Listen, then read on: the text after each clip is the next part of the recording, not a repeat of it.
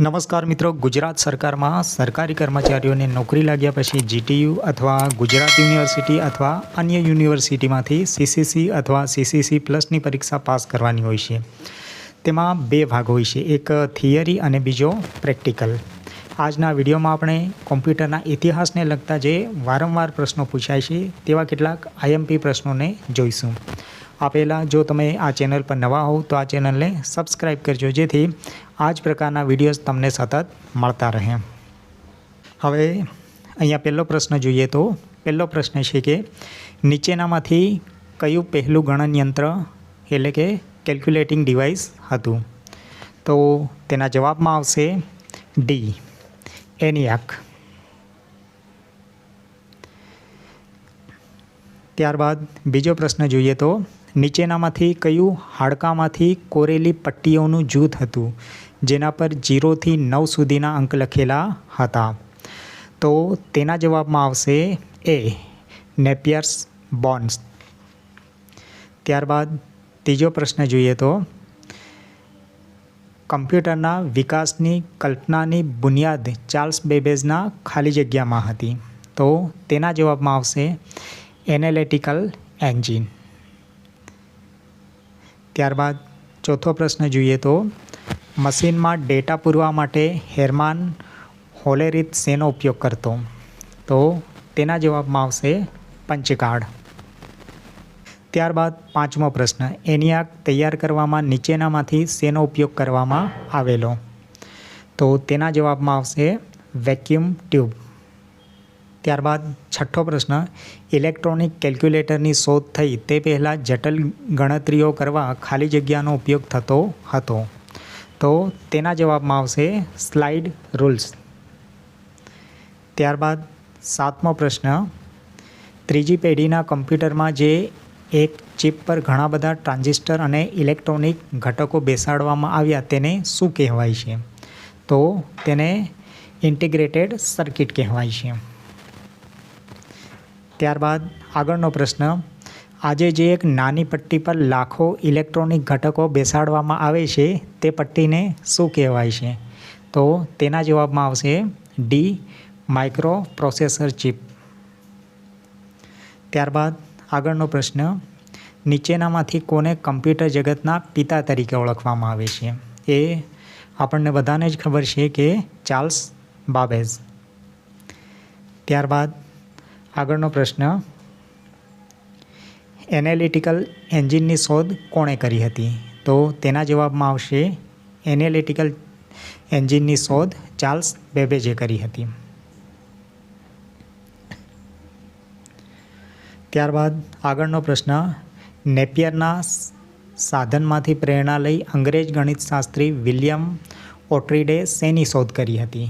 તો તેના જવાબમાં આવશે સ્લાઇડ રૂલ.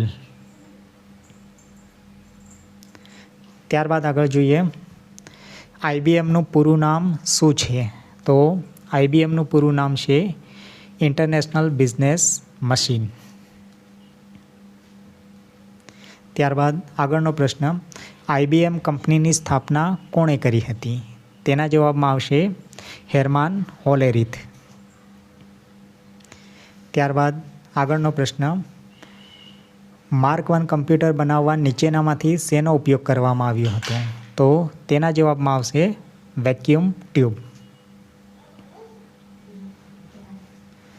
ત્યારબાદ આગળનો પ્રશ્ન, બીજી પેઢીના કમ્પ્યુટરમાં નીચેનામાંથી શેનો ઉપયોગ કરવામાં આવ્યો હતો? તો બીજી પેઢીના કમ્પ્યુટરમાં ટ્રાન્ઝિસ્ટરનો ઉપયોગ કરવામાં આવ્યો હતો. ત્યારબાદ ત્રીજી પેઢીના કમ્પ્યુટરમાં શેનો ઉપયોગ કરવામાં આવ્યો હતો? તો ત્રીજી પેઢીના કમ્પ્યુટરમાં ઇન્ટિગ્રેટેડ સર્કિટનો ઉપયોગ કરવામાં આવ્યો હતો. ત્યારબાદ આગળનો પ્રશ્ન, ચોથી પેઢીના કમ્પ્યુટરમાં નીચેનામાંથી શેનો ઉપયોગ કરવામાં આવ્યો હતો? તો ચોથી પેઢીના કમ્પ્યુટરમાં માઇક્રો પ્રોસેસર ચિપનો ઉપયોગ કરવામાં આવ્યો હતો. ત્યારબાદ આગળનો પ્રશ્ન, આજના પર્સનલ કમ્પ્યુટરમાં નીચેનામાંથી શેનો ઉપયોગ કરવામાં આવે છે? તો આજે જે પર્સનલ કમ્પ્યુટર આપણે વાપરીએ છીએ તેમાં માઇક્રોપ્રોસેસર ચિપનો ઉપયોગ કરવામાં આવે છે. ત્યારબાદ આગળનો પ્રશ્ન, આઈસીનું પૂરું નામ શું છે? તો આઈસીનું પૂરું નામ છે ઇન્ટિગ્રેટેડ સર્કિટ. ત્યારબાદ આગળનો પ્રશ્ન, ભારતમાં બનાવેલ સુપર કમ્પ્યુટરને નીચેનામાંથી કયા નામે ઓળખવામાં આવે છે? તો ભારતમાં બનાવેલ સુપર કમ્પ્યુટરને પરમ 10,000 નામે ઓળખવામાં આવે છે. ત્યારબાદ આગળનો પ્રશ્ન, નીચેનામાંથી કયો મેઇન ફ્રેમ કમ્પ્યુટર અને માઇક્રો ફ્રેમ કમ્પ્યુટર વચ્ચેનો પ્રકાર છે? તો તે છે મિની કમ્પ્યુટર.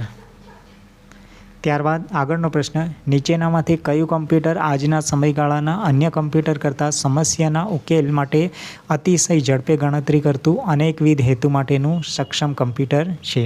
તો એ કમ્પ્યુટર છે સુપર કમ્પ્યુટર. ત્યારબાદ આગળનો પ્રશ્ન, નીચેનામાંથી કયું કમ્પ્યુટર ઘણા મોટા કદનું તથા મોંઘું હોય છે? તો તે છે મેઇન ફ્રેમ કમ્પ્યુટર. ત્યારબાદ આગળનો પ્રશ્ન, મોટી કંપનીઓ, હવાઈ મથક, બેંક વગેરેમાં કઈ જાતના કમ્પ્યુટરનો ઉપયોગ થાય છે?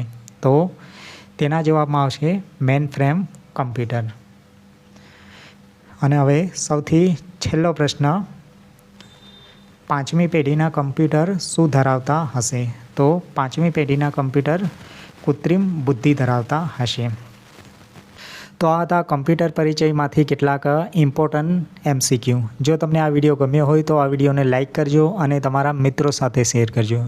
તેમજ જો તમે આ ચેનલ પર નવા હોવ તો આ ચેનલને સબસ્ક્રાઈબ કરજો, જેથી આ જ પ્રકારના વિડીયોઝ તમને સતત મળતા રહે. આભાર.